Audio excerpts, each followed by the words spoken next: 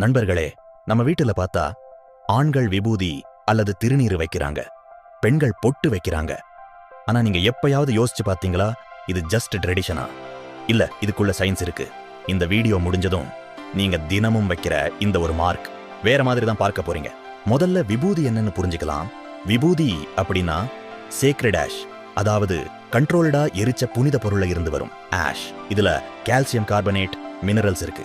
ஸ்கின்க்கு cooling effect தரும். அதனாலதான் ஃபோர்ஹெட்ல வைக்கிறாங்க. படி டெம்பரேச்சர் கண்ட்ரோல் பண்ணும்.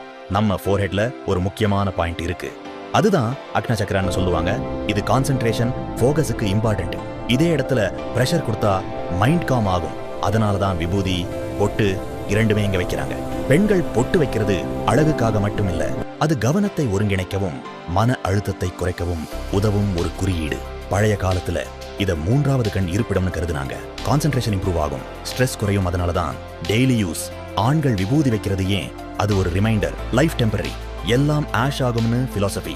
இன்னும் ஒரு விஷயம், விபூதி சில சமயம் கிருமிகளை குறைக்க உதவும், தலைவலி குறைய உதவும் என்று நம்பப்படுகிறது. பொட்டுல பயன்படுத்துற குங்குமம், சந்தனம் மாதிரியானவை இரத்த ஓட்டத்தையும் மேம்படுத்த உதவும். அதனால விபூதி பொட்டு எல்லாம் வெறும் பழக்கம் இல்ல, உடல் நலம், மன அமைதி, கலாச்சாரம் மூன்றும் சேர்ந்த ஒரு வழக்கம்.